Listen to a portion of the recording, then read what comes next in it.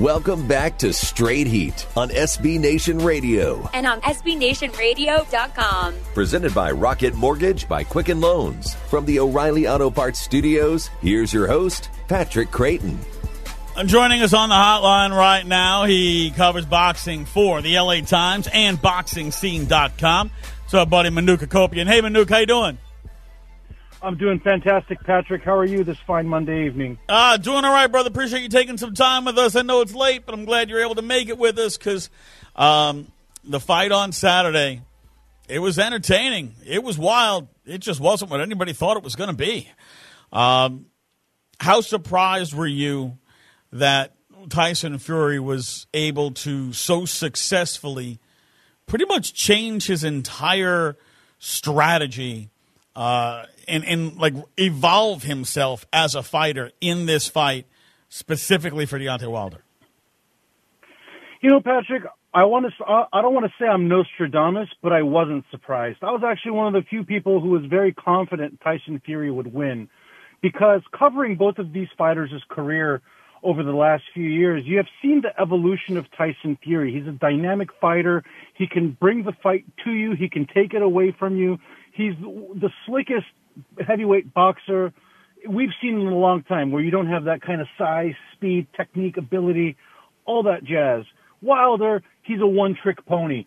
He has that one-hitter quitter, and that's it, and he does not show the evolution that a fighter needs to do. He doesn't learn from his mistakes. He has given up round after round his entire career. So when Fury came out and delivered on his promise, he was talking a big game throughout the entire promotion of that fight, and he delivered on every single thing that he promised. And it was a fight and performance of a lifetime. And, you know, you have to give Fury credit, because he caught a lot of flack for training his team, from the nutritionist to the trainer to talking a big game, and he literally dominated Wilder every second of that fight. All right, did it spook you a little bit, the whole thing with Fury licking the blood off of Wilder's body? Because I'm not going to lie, it was kind of gross. You know, I think he was watching the Super Bowl like all the other 100 millions of Americans, and once he saw Shakira work her tongue, Fury didn't want to be left out and wanted to show a couple tricks up his sleeve. So, you know, that's what makes Fury so great. He's so charismatic. He says crazy things. He does crazy things, from the walkouts to the in-ring performances to the post-fight singing in the ring. You don't know what you're going to get from Fury, and that's what makes him incredible, because he is a sight to see, and kind of like Mike Tyson, you don't know what you're going to get. He's very unpredictable. He's very enigmatic. I don't want to say volatile, but he could be on a bad day, and that's what makes him so fascinating as a figure. And apparently his tongue game is up to speed.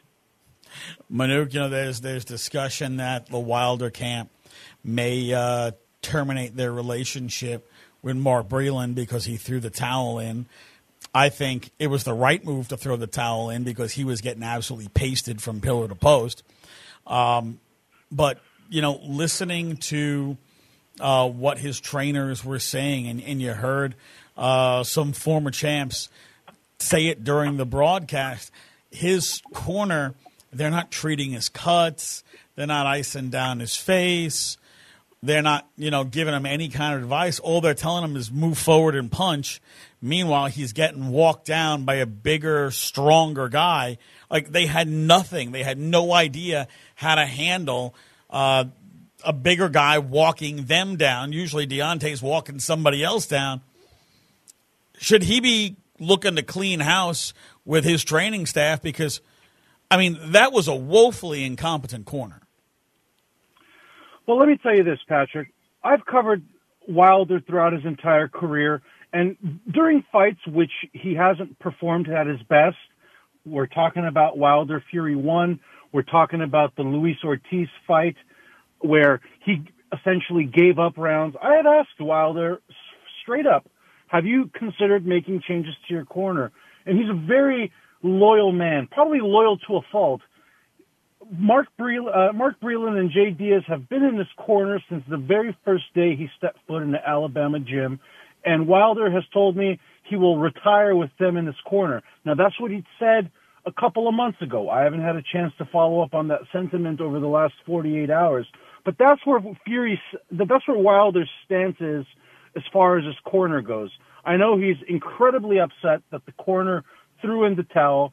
He's long said that he wants to put a body on his record and he wouldn't mind killing a man in the ring.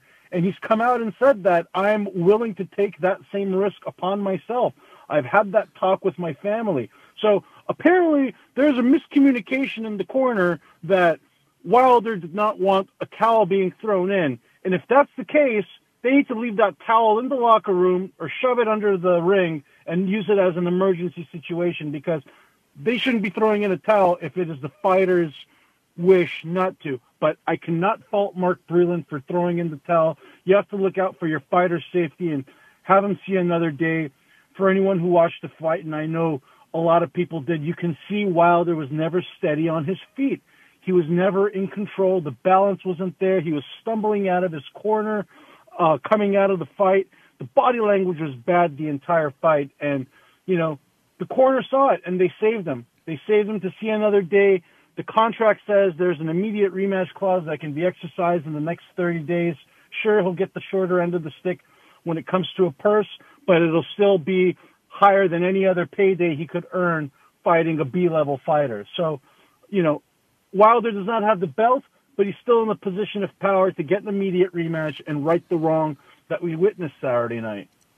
He's Manouk Akopyan, covers boxing for the LA Times, BoxingScene.com, with us on the hotline. Now, Manouk, this rematch clause, does this mean that it's the next fight, or does this mean that he's just guaranteed a rematch in the next 12 months or whatever it is? I mean, does this automatically have to be the next fight? Because I saw things about the idea of they're running this back in July, and honestly, if I'm managing Wilder, I'd want more time to get my fighter ready after the beating he just took than to put him back in the ring with Tyson Fury in July.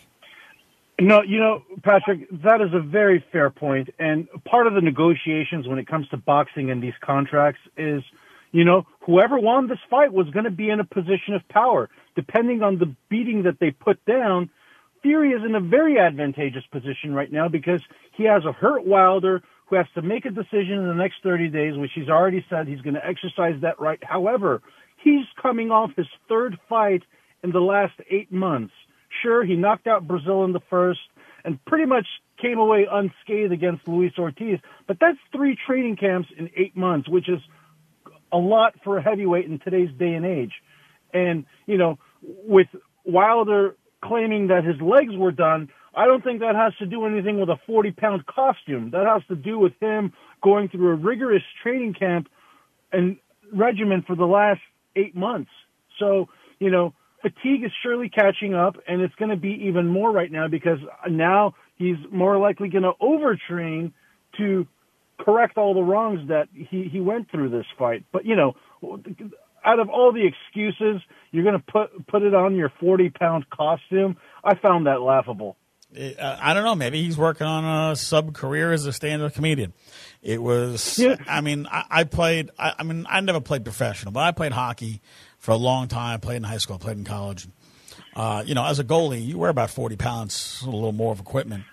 And, you go through practice, you go through warm-ups, you play 3 periods, and never after all of that with my legs like, blah, blah, blah, blah, he was like spaghetti legs. It was clear he was disoriented and really hurting as much as he said, oh, he didn't hurt me. Anybody with a pair of eyes knows the difference. You know what, Patrick? I found that funny, and that's like me going to the Vegas buffet, having a 5,000-calorie dinner, and then blaming it on the chef for the weight gain. At the end of the day, that was my decision. That was Fury's decision. If he didn't feel comfortable, leave the theatrics in the locker room and come out like Mike Tyson in a towel and ready to go for warfare. I never heard the Ultimate Warrior complaining about fatigue when he ran around the ring in 15 seconds. So, that is something Deontay Wilder is going to have to live with, and there's no reason for these excuses. So he needs to cut it out. He claimed Tyson Fury had pillow fists, and Fury more than proved that his fists are not pillow, because he connected with way more punches in 7 rounds than he did in 12 rounds in his first fight. Here's Manouk Akopyan, covers boxing for the LA Times and BoxingScene.com, with us on the hotline. Now, just to the best of your knowledge, this rematch, it would be their next fight. Would that create any issues for Fury as a champion? You know, the last time when he beat Klitschko, they had an immediate rematch clause, and one of the sanctioning bodies stripped him 10 days after he won the title because he had a rematch clause with Klitschko, and he wasn't going to fight whoever their, nonsensical number one contender is. Is there that same issue here with Fury? Is he going to have an issue with one of these alphabet soups trying to tell him, no, you can't fight that guy. You got to fight this guy that nobody's ever heard of because we said so? Well, we all have to realize that Dillian Whyte has been the number one contender for the WBC belt for quite a while. Unfortunately, Dillian Whyte shot himself in the foot when he had the drug and steroid allegations that he had to clear his name in recent months. So he lost his position of power and leverage because everyone had to overstep those boundaries. But like you mentioned, those alphabet soups, everything is negotiated. Everything comes down to a handshake deal. And for the right price and the right agreement, a lot of these step-asides are done, especially when the heavyweight division is in today's state. I'm sure the rematch is imminent. None of these fighters would be taking another fight in the interim because right now it's musical chairs in the division. I wouldn't be surprised if there is a rotation of champions every single fight that you see, because it is that competitive. It is that close. Everyone's chin is susceptible to being dropped at the same time. So right now, the heavyweight division is officially on the map. We've been talking about it for the last 2 years, and everything was going to work its way out. This was a Fox and ESPN co-promotion, so they have set the precedent that any network and any fighter can work together for the right price and the right arrangement. So the framework is there for these super fights to be made, which obviously will be clearing the path and pave roads for the likes of Errol Spence and Terrence Crawford in the immediate future. So it's an exciting time for boxing when the business is there too. Yeah, I'll tell you what, man. If a perfect world, if I was running Wilder's affairs, I would want Fury and Joshua to fight first, because that fight in the UK between those two guys is going to be the most wild, raucous crowd of all time. And then I just said, like, you know what? I'm going to fight a tune-up fight. Let those two guys fight, unify all the belts, and then, if Fury wins, I'm going to get my shot with Fury, and I'm going to get a chance to hold all the belts. Yeah, and that's the problem. I have a lot of friends who are casual boxing fans, and they were telling me over the weekend, hold on, I thought Anthony Joshua was the heavyweight champion. Where did Deontay Wilder come from? And, these sanctioning bodies, at the end of the day, they create these belts, but they ruin the sport because they water it down with these titles and, on and on. I don't want to get into it because it frustrates me and I get hives when I talk about it, because the sport, it waters it down when you bring in these separate titles. And when you talk about this Fury-Joshua matchup, I actually had a visit with Tyson Fury at his home last month, and we had a very wide-ranging conversations. And one of the things that I asked him is how he saw his career moving forward as he thought about retirement. And he said he never sees himself fighting in Europe again. He considers himself an American fighter.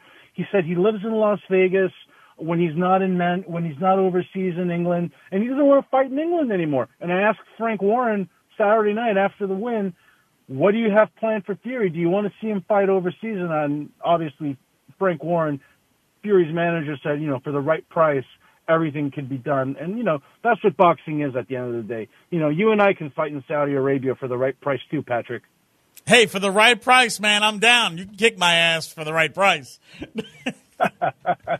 He is Manouk Akopyan, covers boxing for the LA Times, for BoxingScene.com. Follow him on Twitter at Manouk Akopyan. Manouk, always a pleasure, my friend. Thank you for your time, bro. We'll talk soon. Absolutely. Let the big fights keep on coming, and we'll keep on talking. He's Manouk Akopyan, LATimesBoxingScene.com with us here on the hotline.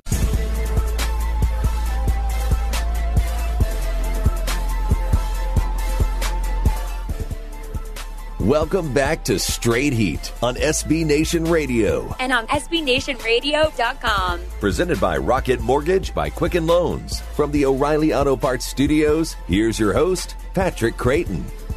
Joining us on the hotline right now, he covers boxing for the LA Times and BoxingScene.com. What's up, buddy? Manouk Akopyan. Hey, Manouk, how you doing?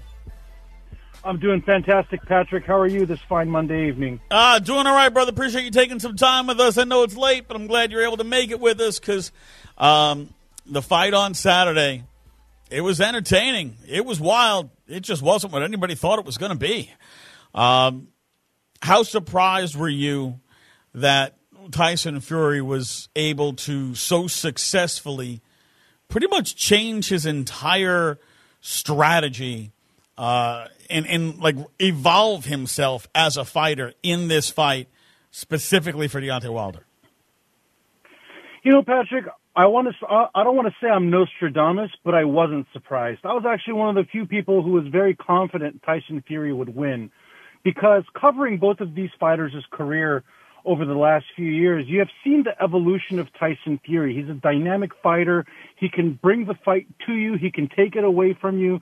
He's the slickest heavyweight boxer we've seen in a long time, where you don't have that kind of size, speed, technique, ability, all that jazz. Wilder, he's a one-trick pony. He has that one-hitter quitter, and that's it, and he does not show the evolution that a fighter needs to do. He doesn't learn from his mistakes. He has given up round after round his entire career.